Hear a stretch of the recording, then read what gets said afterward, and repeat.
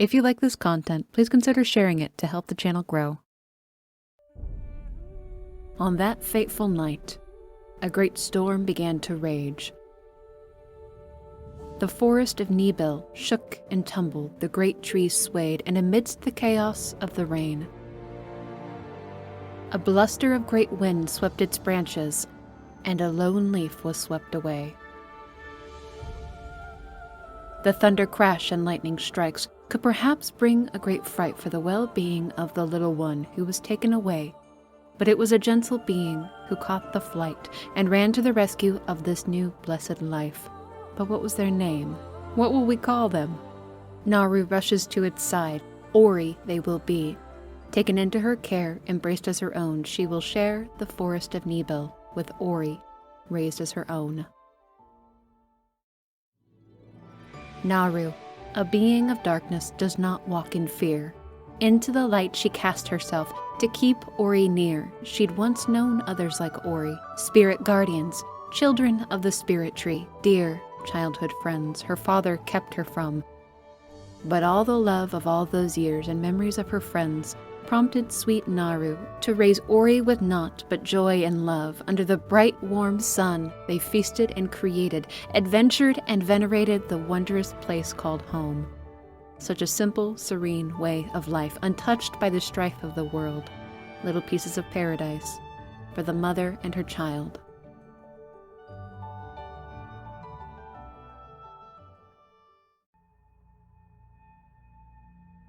But not all things of goodness can last. It came to pass that something descended upon the spirit tree. The light of the forest was lost to Nibil, the consequences of which the world would tell when the trees, the grass, the fruit of the land withered and died, and famine soon came.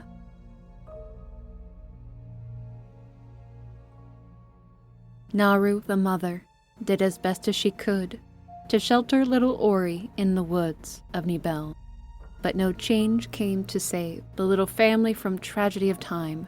For when little Ori came to Naru, small gift in hand, she lied ever still, not heeding Ori's cry.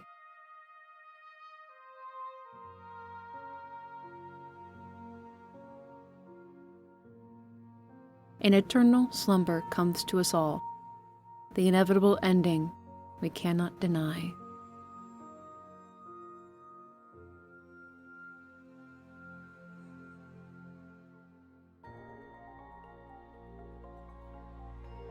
Alone in a world called to wither and decay, the azure-tainted day called little Ori away from home, to walk amidst the wilds, but it seems nothing is here.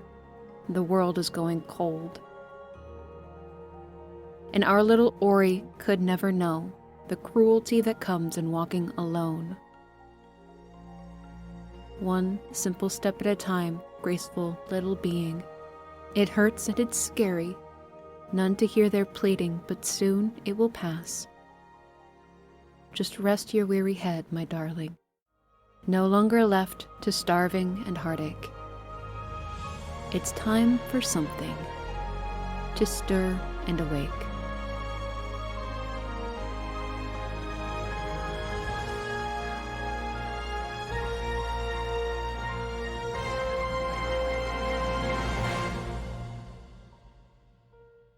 A new age has dawned. At the base of the slumbering spirit tree, the guardian spirit Ori hears the tale from scene of what happened one night at the light ceremony. Before decay and famine came, that night the tree searched for Ori, calling their name, but Ori never came. For it was on that night that misguided rage brought the great owl Kuro into the fray. The light of the ceremony smothered the mountain, where lay a nest of 3 chicks and an egg.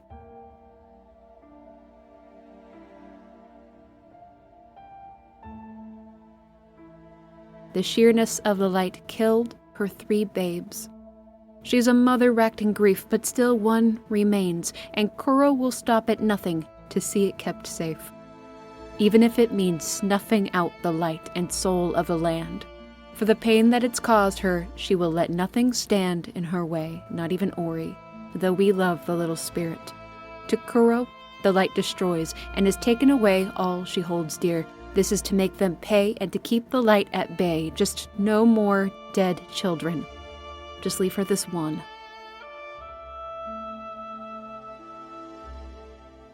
But Ori must heal all that's been done in the land of Nibel, not yet understanding why the owl Kuro does what she does. To heal the spirit tree, to stop the decay, Ori must venture to the surrounding territories of the three elements of light. To cleanse and correct them, only then can life return. They must be rekindled before it's too late. Atop the Jinzo tree, the elements of water, beyond the spider's coves, where once the waters once flowed, and now it runs fetid. Jinjo rests cracked and dry until Ori arrives to cleanse the tree's heart, then to fly through a gauntlet of water running wild. But beware, sweet Ori, for something is near. The winged terror Kuro hears the water rush forth, and will suffer no spirit guardians. She will hunt them as sport, as she's done many times before.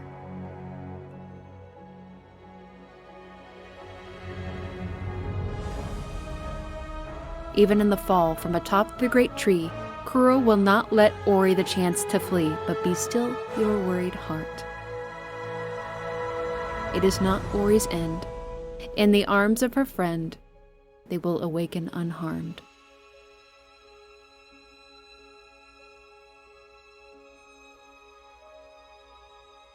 Within the misty woods, Ori must now contend. A fog shields the way, the path will reverse and bend. Vibrant, overgrown darkness lends to the danger of what lies ahead, but Ori must find the way, for within the woods is a pertinent seal that shields the way forward into the elements of the winds. Lighting a lantern, defeating the fog, reveals the Guman seal, and it will unlock the way to a place ravaged by loss. Deep within the forlorn ruins, the elements of the winds, where a race called the Guman once long ago walked, when Kuro destroyed the spirit tree's light, the halls of the Guman, ingenious inventors, reached staggering heights, yet were brought down low, frozen in place. An entire race destroyed, only one remains. But nothing can be done to undo this pain. At the heart of the ruins, where the element of wind will be freed, a promise is uttered by Scene and Ori, to honor the light vessel memory of the lost Guman people, a vow overheard by the only one remaining. This creature called Gumo takes the light vessel from the place that it once called home, and flees to a place which Ori and you know. The inventions of the Guman are lost to time, but there is still yet life that might thrive. To make it so, Gumo will sacrifice the remnants of their past, so that the future may be made whole.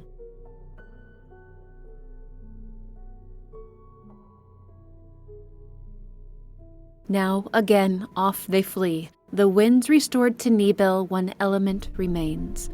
First the truth is shown to Ori, the story of Kuro's rage. This was a misstep, the consequences of the call that should not have wrought such a horrid result. What possibly could quell the instincts of a mother whose only purpose now is to protect her child? Beneath the flame of Mount Horu, the elements of warmth, all that's left to do is restore the flows of life to Nibel. With this element within their grasp, they can undo the horrid wrath of Koru. But she knows what they're doing, and she will not allow it.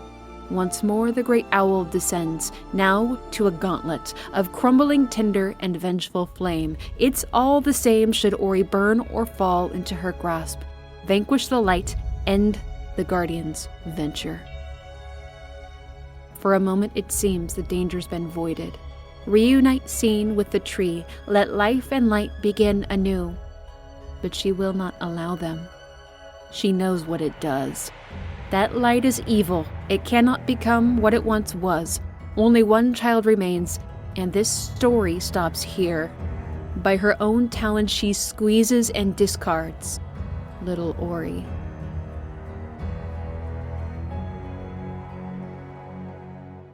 But one mother to another, Naru and Kuro meet.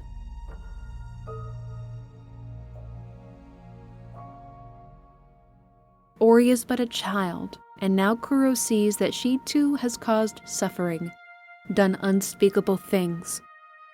But it's not too late.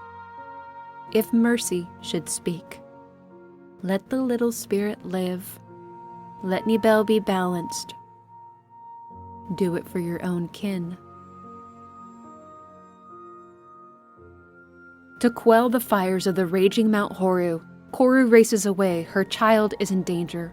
Her heart will obey no matter the cost, no matter the damage, no matter the pain. No matter what happens, she will not stay idly by, even if that means restoring what took life from her heart. She will give it all away for the one that remains. Koru takes scene back to the great spirit tree, and blinding, dazzling light ends Koru's life.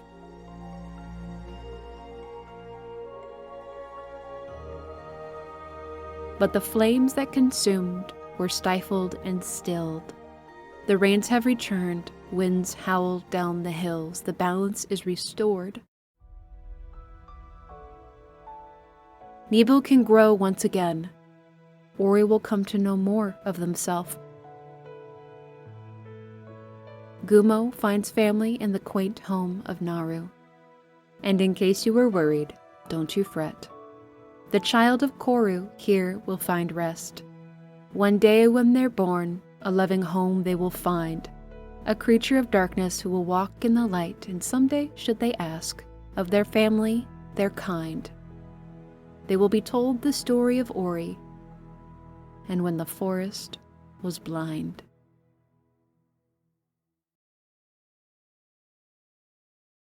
But there's yet one more tale that we need to tell.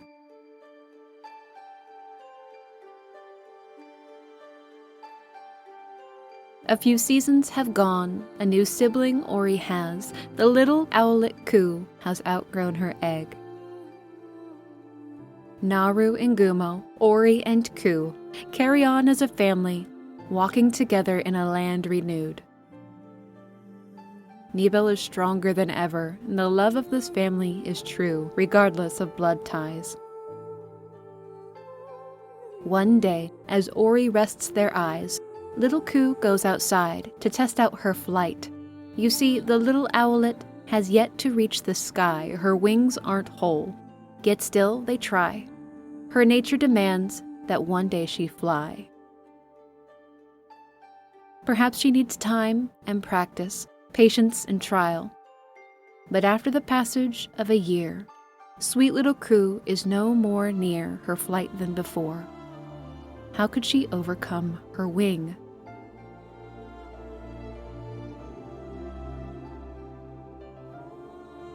The siblings sit close, share in Ku's tears. But when darkness falls, a solution appears, a memory from the past, a part of Ku. Her lost mother's own feather will aid in Ku's task.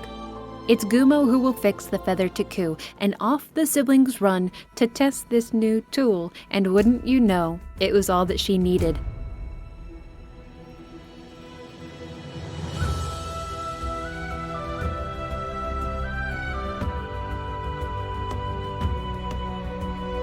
Now she can fly, she can do what she was meant to do, a short flight away. Something most frightening happens. A storm claims the duo, the winds throwing them wild. Kuro's feather is lost, sending the child into a tailspin separating the two. And when Ori awakens, they lie under the raining sky with their sister not in sight. The Moki draw near out of curiosity, but already trouble cries in the distance, frightening them away. Ori is alone to find their own way back to Ku, who is nowhere to be seen in this strange land called Niwen. But close by. Oh dear little Ori, just out of sight. It stalks in the night. This beast known as Howl, walking terror and fright, Though it climbs and thrashes, it snarls and lashes, the beast has a fear, held near in a brazier. Use fire, little Ori, and fight back the beast, and once again danger's past. Stay quick on your feet, for your eyes grow weary, and there's no shelter to seek. Beyond the battle, there sits a tree. Ori touches the light. It's something so familiar, ancient power awakened, that slumbered so long. Now too will rest Ori, to the tree's gentle song. Naru and Gumo search for the children. It's not like them to vanish, something must have happened. Their best clue is birds flying across the water. To this unknown place they too will follow. The tree of the forest has given to Ori a power that's for so long rested in memory, and it will be used to traverse this dangerous place, and Ori is directed to the guardian of the marsh. A great toad named Quolok will guide Ori's way. But sweet little Ku is scared and alone. She's had no great adventures on her own, so she shivers and shakes. All Ku can do is chase her sibling's gift, Koru's feather. It's far too dangerous to wait for Ori or her mother. But as she goes, she finds something most tragic. A whole field of corpses, where the owls once rested. What could have done this? So many dead. Ori finds guidance in the words of Quolok. The waters of Niwen have long since run corrupt. He knows that Ku fell far to the east, and to proceed on this quest, Ori must free the marsh from the grips of decay. The wheel of the watermill must turn once again. Only then can Ori travel on to find little Ku. And when Ori once again makes the wheel to churn to cleanse the waters so that they may travel eastern, a being most foul makes their presence well known, and a great chase ensues through the renewed flow of life in the land. It is the foul presence that has poisoned the Luma pools. Ori escapes the sickly beast, but this is not the end. The marshes cleanse, the waters flow pure, and now Ori may go east to find little Ku, but be careful, Quolok warns, for that is the place where the one called Shriek will surely be on alert. Ori now bears witness to this tragic, barren place. Death lingers on in this space where something dark roams. But in this moment, all that matters is Ori has found their sister, lost little Ku, who is hiding in the shadows, uncertain of what to do, and who could blame her? When the ground starts to rattle and a shadow appears, behold in the distance, it's Shriek who draws near.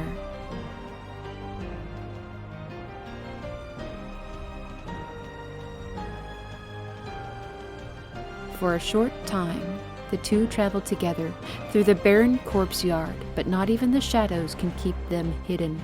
Shriek knows well the silence, greets noise with violence, and will hunt the siblings through her domain. Just when a solution is found, a way back home, a return to the heights, the great owl beast Shriek descends from the sky. And you might expect that she'd show mercy to children. But there will be no quarter from this walking affliction. She gives no pause in her attack, her aggression. This intrusion will be met with abject iration. In her cruelty, her strike. Oh, she's done something awful. Little Ku cannot rise. From the harm of her swing, she lays unresponsive, her little body broken. The Moki will help, give her a safe place to rest, but the only hope for Ku lies with the words of Quolok. Long ago, the great spirit willow perished, and with its demise, the light of Niwen vanished, banished to the corners of a now ailing land. To restore the spirit of this forest, Ori must journey, find the 5 wisps, fragments that make the spirit whole. Then the soul of the forest might return as it was stole. The life of little Ku, it's Ori's only way forward. But where must Ori go to unite these lost wisps? What parts of the dead willow were thrown to the winds? To the north is where the forest memory lays, then to the south, where its eyes have remained. And in the west Ori will find the strength of the forest has stayed strong through time. The heart of the forest is buried to the east. And finally the voice, which already travels with Ori. Within the burrows where the spider folk dwell, not all is lost. The Queen Mora is infected. The decay has spread, even to her domain, though she sealed the entrance to keep it at bay. It wasn't enough, and the Queen lost her way. And she will not allow Ori to take the eyes of the forest, she covets them, and so now Ori is prey. But when her mind is restored, after a long vicious battle, the beautiful Queen shows herself to be gentle. She does not wish for all of Niwen to suffer as she has.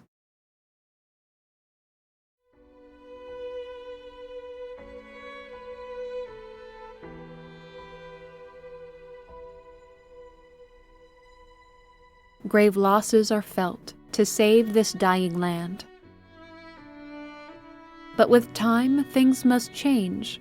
Quolok's life is stolen away when the foul presence invades his brain.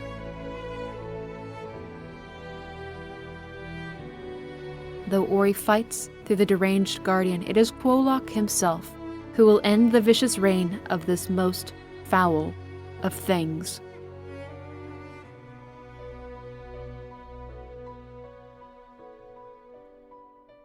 And as Ori's journey draws closer to close, the truth of Shriek is finally made known.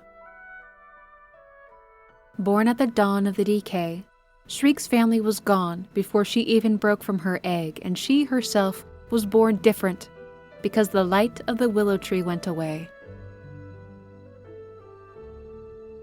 And Shriek tried, she truly did, to find companionship in her peers, but her frightening appearance made her an outcast, something to be feared.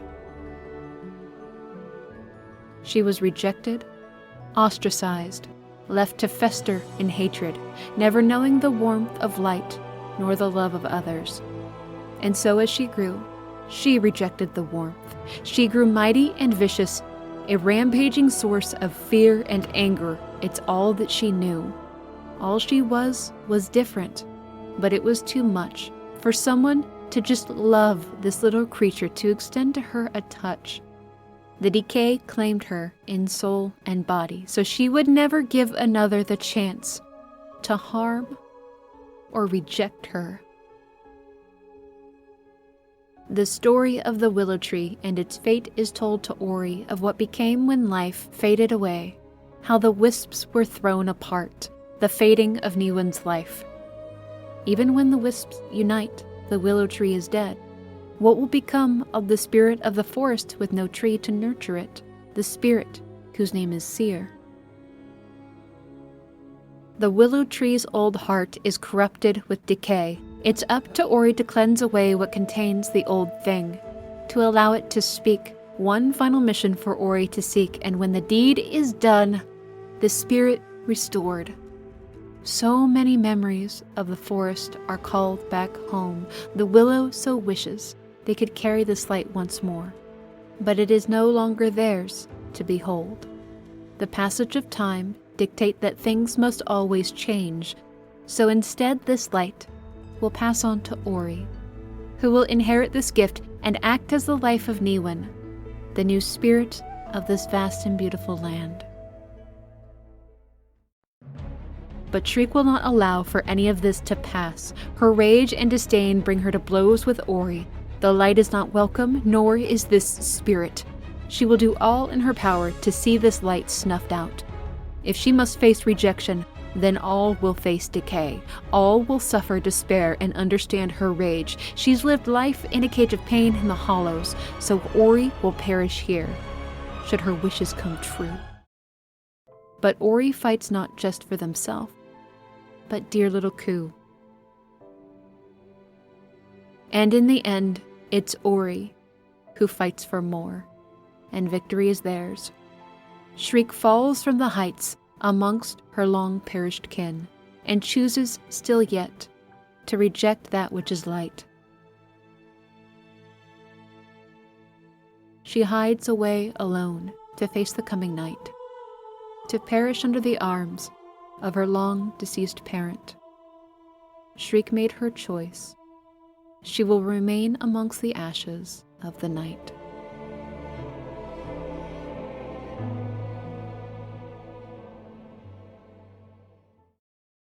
And now it's Ori's time to leave this chapter behind, to save Niwen, to save little Ku, to ascend into something new.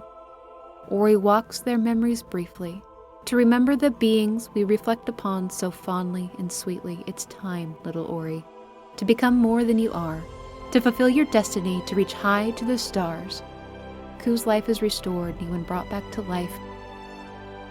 Be reborn, Ori, as your father once was. A spirit tree sapling, signify the start of a new age for this land. A new age has dawned, and the years will pass on. Ori and Ku both grow strong. The family bonds haven't changed, dearest, no, not at all. Though lives will end, and the world ever changes, the new spirit tree of Niwen will carry on, persist, because our friend Ori honored the will of the Wisp.